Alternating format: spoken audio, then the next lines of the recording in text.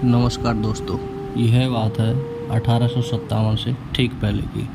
अंग्रेज़ों ने हमारे राजाओं पर नज़र रखने के लिए एक बड़ा अफसर बैठा रखा था, जिसका नाम था एजेंट टू गवर्नर जनरल, जिसे हम एजीजी कहते थे।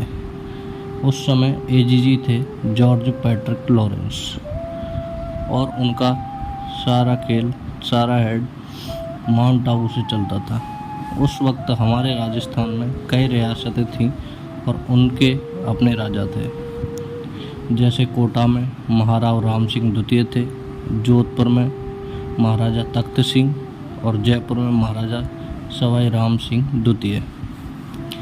ये सब अंग्रेज़ों के साथ थे, लेकिन क्यों? क्योंकि उन्हें डर था कि अगर वे अंग्रेज़ों के साथ नहीं देंगे तो उनकी रियासतें छीन ली जाएंगी। अंग्रेज़ों को लगा कि उन्होंने अपनी चाल में राजाओं को फंसा लिया है, लेकिन उन्हें पता नहीं था कि उन्होंने 6 ऐसी जगह बना दी है जो बारूद के ढेर पर रखी थी। ये थी उनकी सैनिक छावनियाँ: नसीराबाद, नीमच, देवली, ब्यावर, एरनपुरा और खेरवाड़ा। इनमें 5000 भारतीय सैनिक थे जो बस एक चिंगारी का इंतज़ार कर रहे थे, और वो चिंगारी आई चर्बी वाले कारतूसों से। अंग्रेज़ों ने नई बंदूकें दी थी जिनके कारतूसों को मुंह से खोलना पड़ता था, लेकिन उन पर गाय और सूअर की चर्बी लगी थी। यह बात हर हिंदू और मुस्लिम सैनिकों के दिल को छलनी कर गई। यह सिर्फ एक कारतूस नहीं था, यह उनके धर्म पर हमला था। राजस्थान में क्रांति की पहली कहानी नसीराबाद से शुरू हुई। यहाँ एक रेजिमेंट थी जिसका नाम था 15वीं बंगाल नेटिव इन्फैंट्री। ये सैनिक पहले मेरठ में थे, लेकिन जब मेरठ में विद्रोह शुरू हुआ तो अंग्रेज़ों ने उन पर शक किया और उन्हें वहाँ से नसीराबाद भेज दिया। सैनिकों को लगा कि यह उनका अपमान है। उन्हें लगा कि अंग्रेज़ उन पर भरोसा नहीं करते। और फिर आया वो दिन जिस दिन का उनको गुस्से का बांध टूट गया था। और फिर वो दिन आया जिस दिन उनका गुस्से का बांध टूट गया था। 28 मई 1857 को नसीराबाद के सैनिकों ने आखिरकार विद्रोह कर ही दिया। उन्होंने अपनी ही छावनी को लूट लिया, अंग्रेज अफसरों को मार दिया और पूरे कंटोनमेंट को तबाह कर दिया था। विद्रोह सफल रहा और यहाँ से ये विद्रोही सैनिक सीधे दिल्ली की तरफ चल पड़े ताकि वे भारत के बड़े विद्रोह का हिस्सा बन सकें। और इस तरह राजस्थान की धरती पर 1857 की क्रांति की पहली आग लग चुकी थी। नसीराबाद आग की लपटें नीमच तक पहुँच चुकी थी। यहाँ के अंग्रेज अफसर कर्नल एबॉट बहुत डरे हुए थे। उन्होंने एक चाल चली। उन्होंने अपने भारतीय सैनिकों को बुलाया और उनसे रानी विक्टोरिया की वफादारी की कसम खाने को कहा।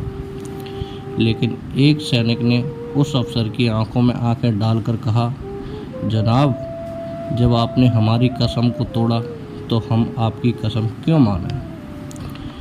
उस सैनिक का नाम था मोहम्मद अली बेग। 3 जून 1857 को मोहम्मद अली बेग के नेतृत्व में नीमच के सैनिकों ने विद्रोह कर दिया।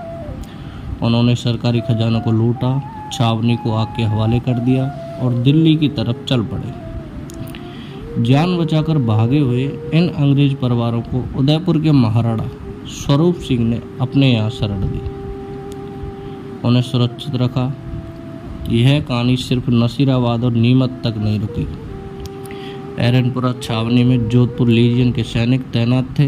21 अगस्त 1857 को उन्होंने भी अपनी बंदूकों का मुंह अंग्रेज़ों की तरफ कर दिया और उस दिन एक ऐसा नारा गूंजा जो क्रांति का बिगुल बन गया, चलो दिल्ली मारो फिरंगी, चलो दिल्ली मारो फिरंगी। यह विद्रोही सैनिक सीधे दिल्ली नहीं गए, बल्कि मारवाड़ के आउआ गांव पहुंचे। यहाँ उन्हें मिला एक ऐसा शेर जो अंग्रेज़ों और अपने ही राजा दोनों के खिलाफ खड़ा था। उस शेर का नाम था ठाकुर कुशाल सिंह चंपावत। ठाकुर कुशाल सिंह ने इन विद्रोही सैनिकों का नेतृत्व संभाला और उन्होंने 2 ऐसे युद्ध लड़े जो अंग्रेज़ों के दांत खट्टे कर दिए। पहला युद्ध था 8 सितंबर 1857 को। इस युद्ध का नाम था बिथौड़ा का युद्ध। यह युद्ध कुशाल सिंह ने जोधपुर के राजा की सेना को बुरी तरह से हराया, लेकिन असली खेल तो बाकी था। 10 दिन बाद 18 सितंबर 1857 को हुआ चेलावास का युद्ध। इस युद्ध को काले गोरों का युद्ध भी कहते हैं, क्योंकि एक तरफ थी भारतीय सेना और दूसरी तरफ अंग्रेज। इस युद्ध में अंग्रेजों के बड़े अफसर एजीजी जॉर्ज पैट्रिक लॉरेंस और जोधपुर के पॉलिटिकल एजेंट मैक मॉसन को बुरी तरह हार मिली। मैक मॉसन को तो विद्रोहियों ने मार ही डाला था और उसकी कटी हुई गर्दन को आउवा के किले के गेट पर टांग दिया ताकि अंग्रेजों को सबक सिखाया जा सके। यह सिर्फ एक जीत नहीं थी, यह स्वाभिमान की जीत थी। आउवा के ठाकुर कुशाल सिंह चंपावत ने अपने सैनिकों के साथ मिलकर अंग्रेजों के खिलाफ लड़ाई जारी रखी, लेकिन अंत में 1860 में उन्होंने अंग्रेजों के सामने आत्मसमर्पण कर दिया। उन पर विद्रोह का मुकदमा चला, लेकिन 1864 में अंग्रेज अफसर मेजर बर्टन ने उन्हें बरी कर दिया। नसीराबाद और नीमच की क्रांति की लपटें कोटा तक भी पहुंच चुकी थी। यहाँ के लोग अंग्रेज़ों से बहुत नाराज़ थे, लेकिन अंग्रेज़ों के एजेंट मेजर बर्टन इस बात से बेखबर था। कोटा के राजा थे महाराव राम सिंह द्वितीय। 15 अक्टूबर 1857 को कोटा में विद्रोह शुरू हो गया। इस क्रांति की कमान संभाली वकील जयदयाल और सेना के रिसालदार मेहराब खान ने। उन्होंने मेजर बर्टन और उसके 2 बेटों को मार डाला और उनकी कटी हुई गर्दन को पूरे शहर में घुमाया और फिर किले के गेट पर लटका दिया। सैनिक यहीं नहीं रुके, उन्होंने पूरे कोटा शहर पर कब्जा कर लिया और तो और राजा महाराव राम सिंह द्वितीय को अपने ही महल में कैद कर दिया।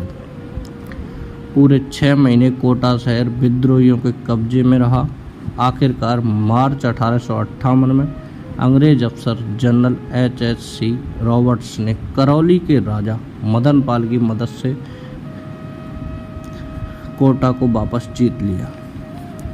इस मदद के लिए अंग्रेज़ों ने मदन पाल को तोप की सलामी दी और तोप की सलामी देकर उन्हें सम्मान दिया। कोटा ही नहीं बल्कि राजस्थान में और भी जगह क्रांति की आग फैली। भरतपुर के महाराजा जसवंत सिंह की सेना ने अंग्रेज एजेंट JD हॉल के खिलाफ विद्रोह कर दिया।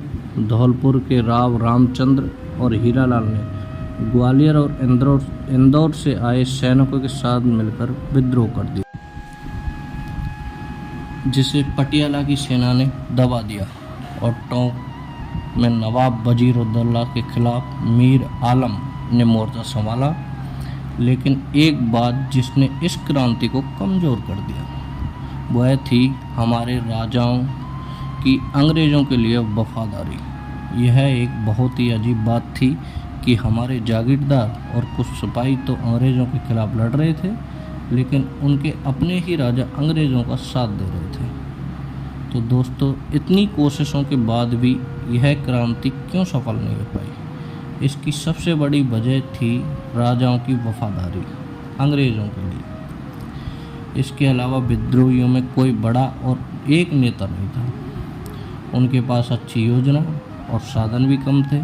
सबसे खास बात, राजस्थान की आम जनता ने भी इस क्रांति में खुलकर हिस्सा नहीं लिया।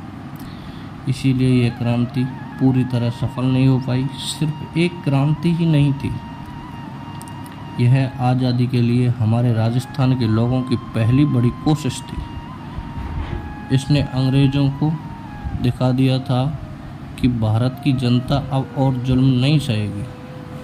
यह कहानी हमें सिखाती है कि हमारी आज़ादी एक दिन में नहीं मिली, बल्कि इसके लिए हर कोने में लोगों ने अपनी जान की बाजी लगाई थी। दोस्तों, एक तरह जहां की कुछ रियासतों में विद्रोह हो रहा था, वहीं दूसरी तरफ कुछ राजा अंग्रेज़ों के वफादार रहे।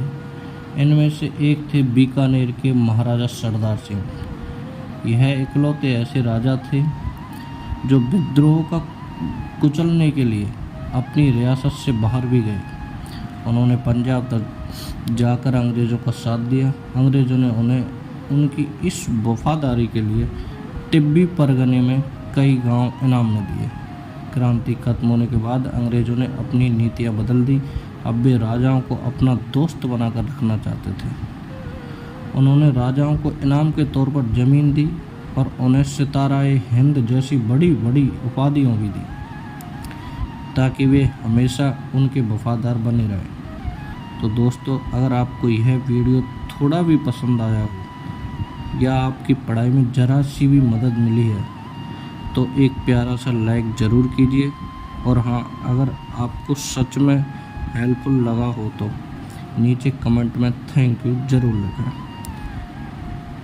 इसमें मोटिवेशन मिलेगा हमें, और मैं आपके लिए ऐसी ही और वीडियो लाता रहूँगा। चैनल को सब्सक्राइब करना बिल्कुल ना भूलें, ताकि अगली वीडियो सबसे पहले आप तक पहुँचे। धन्यवाद दोस्तों, आपका दिन शुभ हो।